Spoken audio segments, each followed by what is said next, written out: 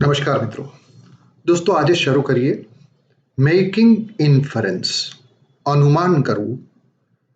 વાંચનમાં પુરાવા અને તમારું પૂર્વજ્ઞાન આ બંનેના આધારે નિર્ણય ઉપર પહોંચવું એટલે ટુ મેક ઇન્ફરન્સ. અનુમાન, ઇન્ફરન્સ એ ટેક્સ્ટ વિશે શિક્ષિત અનુમાન છે, એજ્યુકેટેડ ગેઝ છે. એક અનુમાન એ બિટવીન ધ લાઇન્સ, લખાયેલી લીટીઓ વચ્ચેનું વાંચન છે. So you are reading between the lines when you are making inference.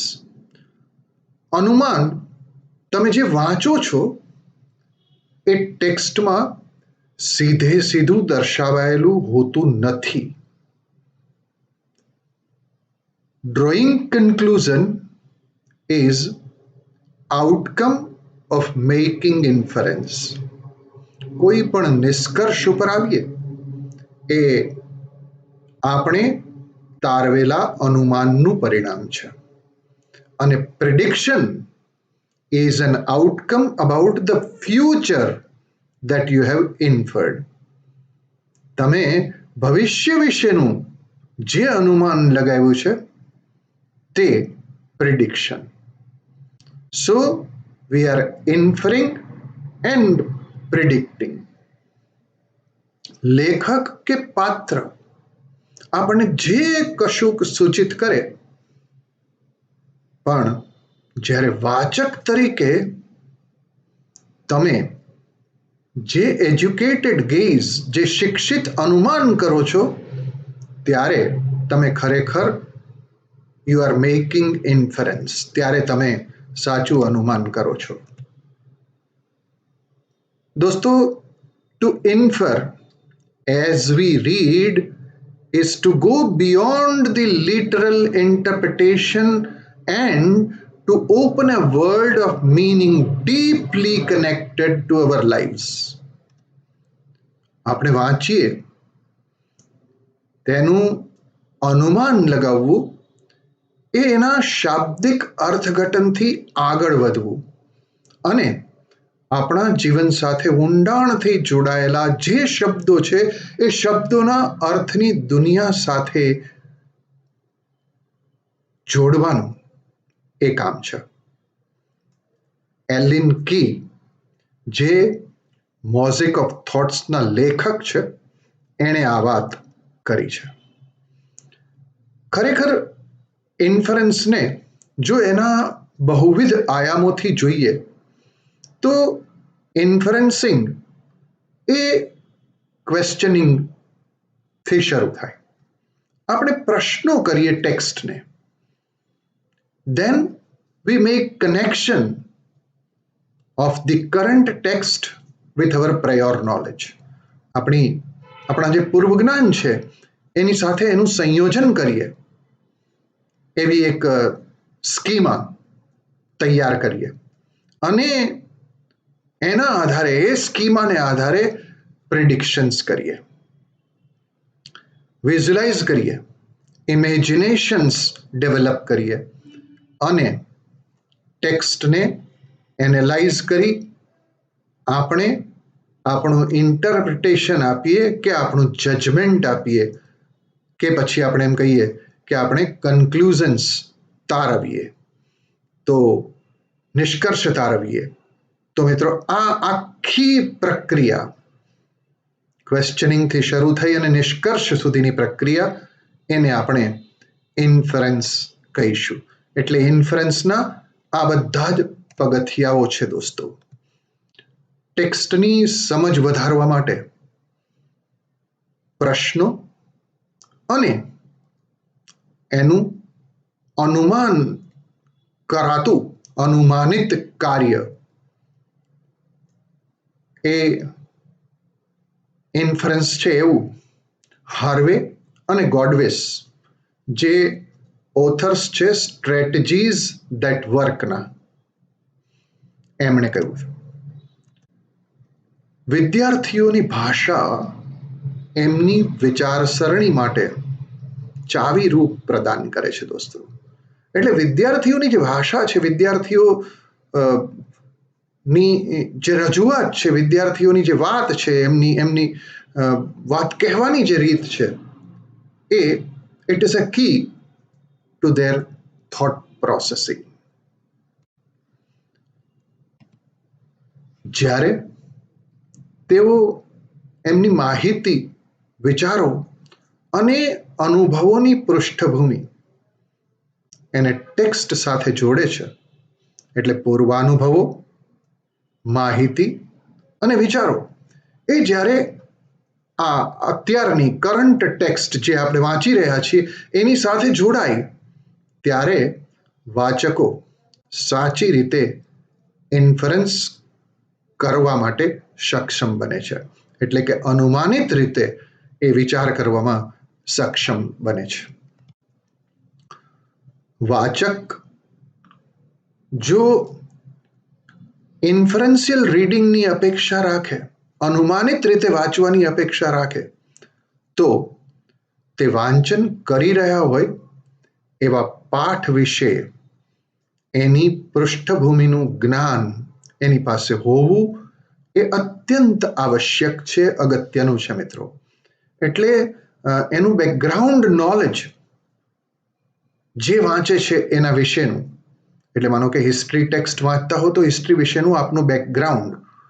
જો તમે માનો કે મુનશીની કૃષ્ણાવતાર વાંચતા હો કે દર્શકની સોક્રેટિસ વાંચતા હો, તો તમને કૃષ્ણના અને સોક્રેટિસના જીવન વિશે કશીક પાયાની ખબર હોય તો તમે એ વાંચવામાં સાચા અનુમાનો બાંધીને આગળ વધવા તરફ પ્રેરિત થઈ શકો મિત્રો.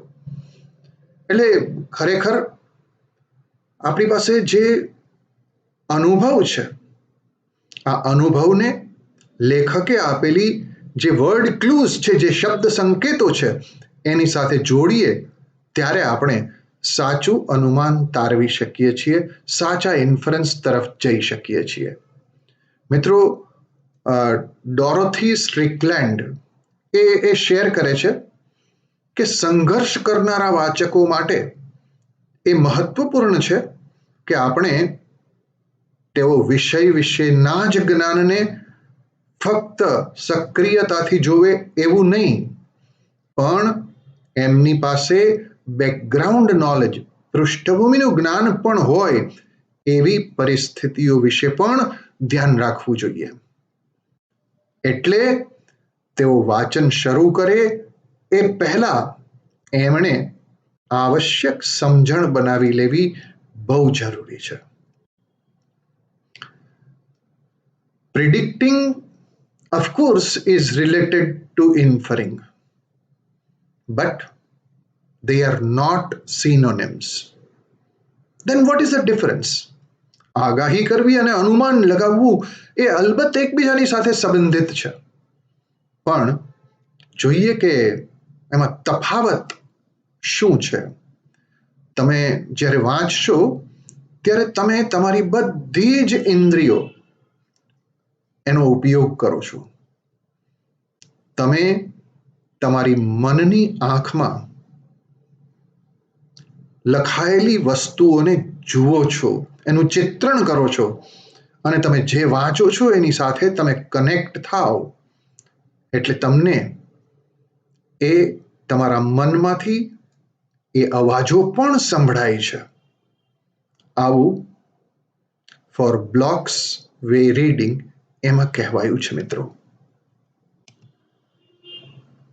ફરી એલન કીની એક વાત લઈએ. એલન કી એમ કહે છે કે જે નિપુણ વાચકો છે એ તારણું દોરવા, ટેક્સ્ટની વિશિષ્ટ અને વિશિષ્ટ અર્થઘટન બનાવવા, ટેક્સ્ટની મહત્વપૂર્ણ વિગતોને યાદ રાખવા અને લખાણ વાંચ્યા પછી એને યાદ કરવા માટે ઇમેજીસનો ઉપયોગ કરે છે. આ ઇમેજીસ એટલે મનમાં રચાતી છબીઓ.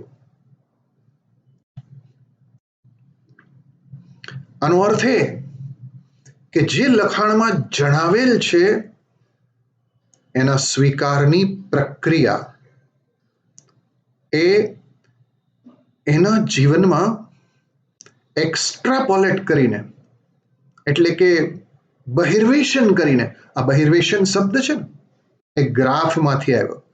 આપણે ગ્રાફ દોરીએ તો અત્યારની પરિસ્થિતિ સુધીની વાત એ ગ્રાફમાં લઈએ, પાછળથી પાછલા વર્ષોથી માંડી અને આજ દિવસ સુધીની પરિસ્થિતિ આવે ને પછી એ જ રેખાને આપણે લંબાવીએ અને એના એ લંબાવવાથી જે અનુમાન તારવવામાં આવે આને કહેવાય એક્સ્ટ્રાપોલેશન અથવા બહિર્વેશન.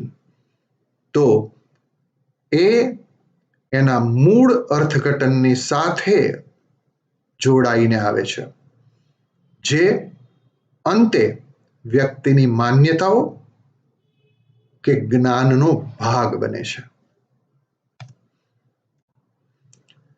જે નિપુણ વાચકો છે એ તારણ કાઢે છે અને અન્ય માન્યતાઓ કે પછી પોતાના અને કોન્ટેમ્પરરી અત્યારે સાંપ્રત જ્ઞાન વચ્ચે એક જોડાણ બનાવે છે. એટલે કન્ટિન્યુઇટી સર્જાય છે ઇન્ફરન્સિંગથી, કે જે પાસ્ટ નોલેજ છે એની સાથે પ્રેઝન્ટને જોડે છે અને પ્રેઝન્ટ ઉપરથી ફ્યુચરનું અનુમાન કરે છે. આ બધી જ પ્રક્રિયાઓ એક સાથે કામ કરે છે. દરેક એકબીજી સાથે બહુ તાલબદ્ધ રીતે કામ કરી અને વાચકને એ લખાયેલી ટેક્સ્ટના અર્થગ્રહણમાં સહાય કરે છે. દોસ્તો,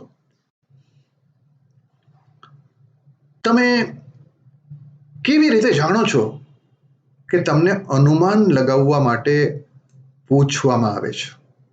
તમને કેમ ખબર પડે કે તમારે હવે વાંચેલી આ ટેક્સ્ટ ઉપર તમારે ઇન્ફરન્સ કરવાનું છે? You are suppose to infer. તો એમાં કેટલાક ક્રિયાપદોનો ઉપયોગ આપણને પૂછવામાં આવે ત્યારે કરવામાં આવશે. દાખલા તરીકે પહેલું ક્રિયાપદ છે સજેસ્ટ, સૂચવો. આપણે કહીએ કે આ ટેક્સ્ટ સૂચવે છે કે આનો જવાબ આ છે. That means one is the suggestion by the text. Of course, the suggestion may or may not be directly written in the text. The second, imply, સૂચિત કરો. લેખક કયા સંકેતોનો જવાબ આપે છે? What does the writer imply? What does the character imply? આ character શું સૂચિત કરે છે? આ લેખક પોતાના લખાણથી શું સૂચવવા માંગે છે? ત્યાર પછી ઇન્ફર, અનુમાન કરો. કારણ તમે જે લખાણ લખ્યું છે એના આધારે આગળ શું વિચારી શકો છો? આ અનુમાન કરોની આગળ એક વિશેષણ પણ વપરાય, રીઝનેબલી ઇન્ફર. માત્ર કાલ્પનિક રીતે નહીં, તમને જે સંકેતો પ્રાપ્ત થાય છે એ સંકેતોના આધારે વાજબી રીતે અનુમાન લગાવો. સજેસ્ટેડ ધેટ, સૂચવાયું છે કે. અહીંયા લેખક દ્વારા શું સૂચવાયું છે એવો પ્રશ્ન પણ હોઈ શકે. હા, જેની સાથે લેખક સંમત થાય, with which would the author get agree? કયા જવાબની સાથે લેખક સંમત થશે? લેખક કયા વાક્યનો મોટે ભાગે ઉપયોગ કરશે? મોટે ભાગે કેવા વાક્યો સમજાવવા માટે લેખક ઉપયોગ કરશે. લેખકે અત્યારે લખ્યું નથી, પણ એ લેખક જો મારી સામે આવે તો પોતાની વાતને સમજાવવા માટે એ શું કહેશે એ આપણે અનુમાન કરી શકીએ. દોસ્તો, તમારા માટે આ અનુમાન કરવું એ તમને કઈ રીતે ફાયદો કરી શકે, તમને તમારા માટે શું કરી શકે? તો સૌથી પહેલી વાત એ કે આ ટેક્સ્ટમાં કેટલાક અજ્ઞાત, અજાણ્યા, આપણે ન જાણતા હોઈએ તેવા શબ્દો છે, અને એ શબ્દોને ઓળખવા માટેની કેટલીક સંદર્ભ કડીઓ, કોન્ટેક્સ્ટ ક્લૂઝ છે. આ કોન્ટેક્સ્ટ ક્લૂઝનો ઉપયોગ કરી અને અનનોન વર્ડ્સને વ્યાખ્યાયિત કરે, ડિફાઇન કરે, એટલે આપણી વોકેબ્યુલરીમાં વધારો થાય. તમે કોઈ પાત્ર વિશે જાણકારી પ્રાપ્ત કરો. લેખકે જે પાત્રનો ઉલ્લેખ કર્યો છે, પાત્રાલેખન કર્યું છે, એ પાત્ર વિશે એની કેરેક્ટરિસ્ટિક્સ એ તમે જાણો. લેખકે જે પરિસ્થિતિનું ચિત્રણ કર્યું છે, જે સેટિંગ્સમાં આ ટેક્સ્ટ લખી છે, એ પરિસ્થિતિનું ચિત્ર સ્પષ્ટ થાય. લેખકનું કે પાત્રનું, એના લાગણીઓ અને એના પૂર્વગ્રહો એ આપણે નક્કી કરી શકીએ. લેખકના પોતાના કેટલાક પૂર્વગ્રહો હોઈ શકે, અને લેખકના ન હોય તો લેખકે જે પાત્રનું આલેખન કર્યું છે એની ફિલિંગ્સ, એના પૂર્વગ્રહો એ હોઈ શકે, એ આપણે નક્કી કરી શકીએ. નિષ્કર્ષ તારવો અને તથ્યો ઉપર આધારિત આગાહી કરી શકો મિત્રો. બીજું, તમારા પૂર્વ જ્ઞાનનો, તમારા બેકગ્રાઉન્ડ નોલેજનો વધુ સારી રીતે ઉપયોગ કરી અને વાચનને સમજી શકો. આ બધું જ ઇન્ફરન્સિંગ તમારે માટે કરી શકે છે. હવે આને માટેના કેટલાક સ્ટેપ્સ વન બાય વન લેતા જઈએ.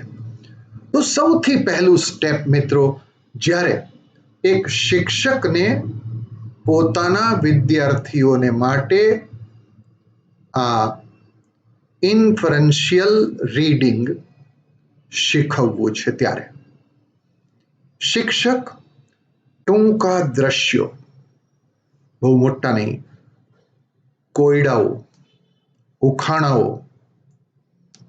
આનો ઉપયોગ કરી અને બિટવીન ધ લાઇન્સ કેવી રીતે વાંચી શકાય એ સમજાવી શકે, અને વિદ્યાર્થીઓને એમાં જરૂર પડે તો કેટલીક કીઝ આપણે આપી શકીએ અને તારણ કાઢતા શીખવી શકીએ.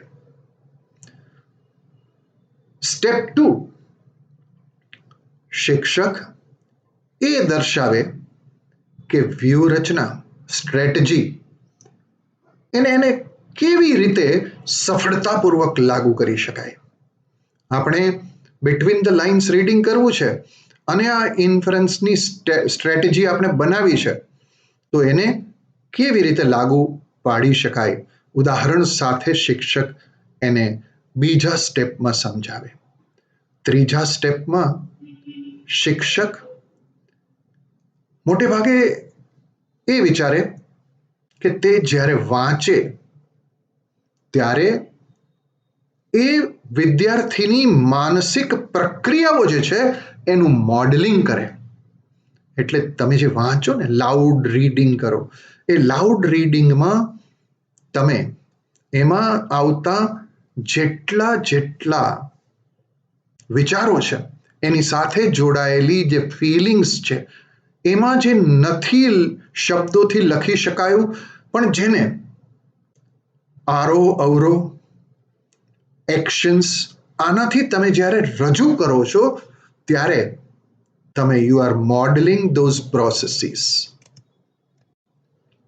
અને think openly for these strategy. આ વ્યૂહરચના એને માટે ખુલ્લાપણે વિચારો. દોસ્તો, એવું નથી કે પિક્ચર બુક્સ એ બહુ નાની ઉંમરના વિદ્યાર્થીઓ માટે જ છે. ના, પિક્ચર બુક્સનો ઉપયોગ કોઈ પણ ઉંમરના વિદ્યાર્થીઓને અનુમાન તારવતા શીખવા માટે બહુ મહત્વની છે. એટલે છૂટા ચિત્રો કે ચિત્ર વાર્તાઓ, જે પિક્ચર બુક્સ છે એ વિદ્યાર્થીઓને આપો અને એને જોવાનું કહો. આ તબક્કે વિદ્યાર્થી છે ને એ ફક્ત એક નિરીક્ષકની ભૂમિકામાં છે. એ જોવે છે અને પછી ધીમે ધીમે ધીમે એ એના ઉપર પ્રશ્નો કરતો જશે. એ પ્રશ્નો તમે આપતા જાઓ, એ પોતે પોતાની જાતે એમાં નવા પ્રશ્નો એડ કરતો જાય અને જે કોર્ડ્સ, જે કનેક્શન્સ, જે પ્રશ્નો, જે આગાહીઓ, જે તારણો, નિર્ણયો, આ બધું તરવાય એને માટે યસ, એક બહુ સરસ મજાની એક પ્રક્રિયા છે. That is sticky notes. તમે જુઓ કેટલાક નાના નાના કાગળ એવા આવે કે જેમાં એક નાનકડી નોંધ લખીને વિદ્યાર્થી દિવાલ ઉપર કે ચોંટાડી શકાય બોર્ડ ઉપર, જેને સ્ટીકી નોટ્સ કહેવાય. મને પ્રશ્ન થયો, સ્ટીકી નોટ્સ લગાડી દીધી. મેં તારણ કાઢ્યું. આપણે જ્યારે વિદ્યાર્થીઓને કહીએ કે તમે બધા જ કરો ચાલો, અને પછી તમારી સ્ટીકી નોટ જે છે એ બોર્ડ ઉપર લગાડી દેજો, અને એમાં કેટલા બધા પ્રશ્નો આવશે, કેટલાય તારણો આવશે, આપણે નહીં ધાર્યું હોય એવું એવું વિચારવાનું એ આવશે. And then let the students have the loud thinking. એમને એ અંગે ચર્ચા પણ કરવા દઈએ. યસ, મુક્ત ચર્ચા કરવા દઈએ. અને એ મુક્ત ચર્ચાને પરિણામે આપણી પાસે બરાબર સાચી રીતે ઇન્ફરન્સને સમજીને કઈ રીતે અનુમાનો તારવવા એ આપણે કરી શકીએ. દોસ્તો, હવે આપણે આના કેટલાક ઉદાહરણો લઈએ. દાખલા તરીકે મેં એમ કહ્યું હતું કે defining unknown words using the context clues. તો માનો કે એક વાક્ય આવું છે કે નૈવેદ્યમાં ઘઉંનો સત્તુ, કાકડી અને ચણાની દાળ ધરાવો, છેવટે તુલસીનું પાણી ચડાવી ભક્તિપૂર્વક આરતી કરવી જોઈએ. આવું લખ્યું છે. હવે નૈવેદ્ય શબ્દ કદાચ વિદ્યાર્થી માટે નવો છે, તો પણ જ્યારે આખું વાંચે છે ત્યારે ધરાવવાની વાત છે. ઘઉંનો સત્તુ, કાકડી, ચણાની દાળ અને છેલ્લે આરતી કરવાની વાત છે, ત્યારે એનો પૂર્વજ્ઞાન એને એમ કહેશે કે આ નૈવેદ્ય એટલે પ્રસાદ. તમે જોજો, જેને નહીં આવડતું હોય એ વિદ્યાર્થી પણ આના ઉપરથી આ કોન્ટેક્સ્ટ ક્લૂઝનો આ રીતે જુદા જુદા વાક્યો મિત્રો ભેગા કરો અને જેના કોન્ટેક્સ્ટ ક્લૂઝથી એને તમે નવી વાત મૂકો. Learning about a character. જોજો, એક પાત્ર, એના વિશે મારે આગાહી કરવી છે. 2 વાક્યો એના વિશે આવા લખ્યા છે કદાચ. કોઈને મીઠું વેણ ના સંભળાવે એવા ઇન્દુલાલ યાજ્ઞિકે મીઠાભાઈને મીઠા વેણ હું સાંભળું તેમ સંભળાવ્યા. મીઠાભાઈ, તમે એક અને હું એક, એવો 1 ને 1 2 નહીં હો, પણ 2 એકડા 11. હવે વિદ્યાર્થીઓને કહ્યું કે આમાંથી તમે આ પાત્રો, અહીંયા 2 પાત્રો છે, ઇન્દુલાલ યાજ્ઞિક અને મીઠાભાઈ પરસાણા. મીઠાભાઈ પરસાણા વિશે જે લખાયેલું છે એમાંથી આ 2 વાક્યો ઉપાડીને મૂક્યા છે તમારી સામે. તો ઇન્દુલાલ યાજ્ઞિક કેવા? કોઈને મીઠું વેણ ન સંભળાવે, એટલે સ્પષ્ટ વક્તા, સત્ય વક્તા, આવું ક્યાંય લેખકે લખ્યું નથી, પણ છતાંય that you can infer. અને એ માણસ મીઠાભાઈને કહેતો હોય ત્યારે મીઠાભાઈ પણ એવા જ હશે, સ્પષ્ટ વક્તા હશે. ચોખ્ખું કહી દે એવા હશે. અને પાછું શું કે છે કે એક હું ને એક તમે, બે એટલે બે નહીં, બે એકડા 11. જો આપણે બે ભેગા થઈ જાય તો આપણી તાકાત બમણી નહીં 11 ગણી થાય. આવી વાત તમે જુઓ મુકાઈ છે. હવે પિક્ચર સેટિંગ ઉપરથી આપણે અનુમાન તારવવાની વાત કરીએ ત્યારે માનો કે એવું લખ્યું હોય કે સંહાર, માત્ર આટલું જ લખ્યું છે, અને એમાં જુદા જુદા ચિત્રો મૂક્યા છે. પહેલું તમે જુઓ છો કે આ ચિત્ર, એના ઉપરથી તમે આ સંહાર શું છે તો કે યુદ્ધની અંતેની પરિસ્થિતિ. એ પેલો સૈનિક બેઠો છે, ઉપર ધુમાડા છે, અને એટલા માટે તમે આ ચિત્રને ઓળખો છો કે આ યુદ્ધ પછીની પરિસ્થિતિ છે. એટલે યુદ્ધનો વિનાશ એ અહીંયા દેખાય છે. આ ચિત્ર એ ધરતીકંપથી થયેલા વિનાશની વાત કરે છે, અને આ ચિત્ર એ જળ પ્રલય, સુનામી, એનાથી થયેલા વિનાશની વાત કરે છે. તો આ ત્રણેય વોર, અર્થક્વેક અને સુનામી, આમ ખાલી શબ્દો મૂકીશું એના કરતા ચિત્રો મૂક્યાથી એની વિનાશની માત્રા વધુ સ્પષ્ટ થશે. મિત્રો, આપણે ઓથરની ફિલિંગ્સ અને બાયસીસ એના વિશે વિચારીએ તો ટાઈમ મેગેઝીને એક વખત લખ્યું, શું લખ્યું જોજો, કે the credit card has risen as a new symbol of status that lets people rent a plane or boat or car without having to pay a penny.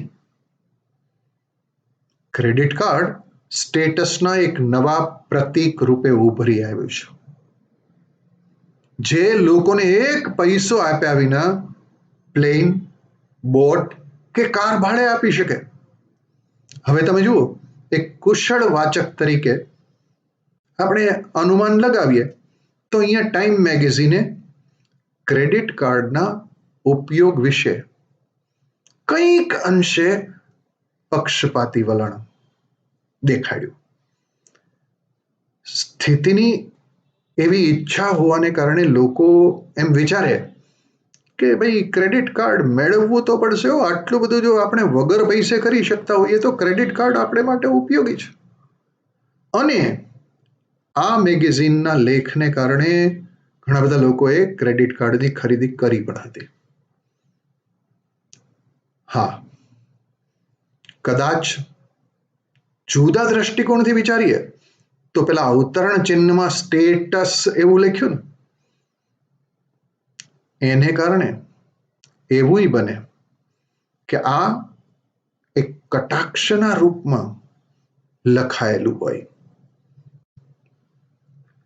હવે આપણે બે બાબતો જોઈએ કે drawing conclusions and making prediction based on facts. હકીકતો ઉપરથી આપણે predictions અને કન્ક્લુઝન્સ તારવતા શીખીએ. Using prior knowledge for better understanding. આ તો કરીએ, પણ એની સાથે સાથે આપણું પૂર્વજ્ઞાન છે એ આપણને તારવણી કરવામાં મદદરૂપ થાય. દાખલા તરીકે એક ટેક્સ્ટ આવી છે, તારીખ 31 ઓક્ટોબર 1984, સરદાર વલ્લભભાઈ પટેલની 110મી જન્મ જયંતિ. આજે જેવી છે એવી જ સરકારી જાહેર રજા ત્યારે પણ હતી. જોજો, આનો અર્થ એ કે આ ક્યાંક લખાયું છે એ 31 ઓક્ટોબરના દિવસે લખાયેલું હશે. બ્લેક એન્ડ વ્હાઇટ ટીવી થોડા ઘરોમાં પહોંચ્યા હતા. 82ના એશિયાડ રમતોત્સવને અને ડ્યુટી ફ્રી ઇમ્પોર્ટના પગલે એથી એ ઓછા ઘરોમાં રંગીન ટીવી પહોંચ્યા હતા. એટલે આ ભારતની 82-84ની જે પરિસ્થિતિ હતી એ પરિસ્થિતિ આપણી સમક્ષ મુકાઈ રહી છે. એ સિવાય ટીવીનો ભાગ્યે જ કોઈ ખપ પડતો, પણ બુધવારની બપોરથી સાંજ સુધીમાં અનેક ઘરના ટીવીની સ્વિચ ઓન થવા લાગી, કારણ કે ત્યારે સાંજના ભાગે જ ટીવી પ્રસારણ આવતું હતું. જોજો, prior knowledge for better understanding. સારંગી પર શોકના સૂર રેલાવા સાથે શરૂ થયેલું દિલ્હી દૂરદર્શનનું ખાસ પ્રસારણ શનિવાર 3 નવેમ્બરની સાંજે વિરામ પામ્યું. એનો અર્થ 31 ઓક્ટોબરથી 3 નવેમ્બર સુધી શોક પડાયો. કારણ તત્કાલીન વડાપ્રધાનની હત્યા. જોજો, અહીંયા સુધી આ શોકની પરિસ્થિતિ એટલે આપણને એમ લાગતું હોય કે આમાં કોઈક મોટા વ્યક્તિનું મૃત્યુ થયું છે. હવે અહીંયા ઘટનાનો ઘટસ્ફોટ થયો કે તત્કાલીન વડાપ્રધાન, હવે જેને ખબર હોય કે 1984માં વડાપ્રધાન કોણ હતા, એને જ આ પેરેગ્રાફમાં ક્યાંય અત્યાર સુધી બીજું કશું જ નથી કહેવાયું. પણ હવે જોજો, એક બીજી નવી ક્લુ આવે છે. એમ્બ્યુલન્સની ગેરહાજરીમાં તાત્કાલિક સારવાર માટે એમ્બેસેડર કારની પાછલી સીટમાં સુવડાવી all India institute of medical sciences ખાતે લઈ જવાયેલા દેશના એકમાત્ર અને પ્રથમ મહિલા વડાપ્રધાનના અવસાનના સમાચાર મોડી સાંજે દેશને આપવામાં આવ્યા. મીનિંગ, આ આખી વાત દેશના પ્રથમ મહિલા વડાપ્રધાન ઇન્દિરા ગાંધી માટે લખાયેલી આ એક ન્યૂઝ ડિટેલ છે. એટલે દોસ્તો, આપણે આ હકીકતો અને એની સાથે આપણું પૂર્વ જ્ઞાન આ બંનેને જોડતા જઈએ, વાંચતા જોડતા જઈએ, એ બહુ મહત્વની વાતો છે. તો દોસ્તો, આ બધી બાબતો આપણી અનુમાન તારવવાની એક ક્ષમતા એને વધારવા માટેની વાત થઈ. અને એક શિક્ષક તરીકે આપણે સૌ આપણા વિદ્યાર્થીઓની આ અનુમાન ક્ષમતાને વધારવાનો પ્રયત્ન ચોક્કસ કરીશું. સૌ પ્રથમ આપણી અને ત્યાર પછી આવતી પેઢીની. તો દોસ્તો, good luck. Thank you very much.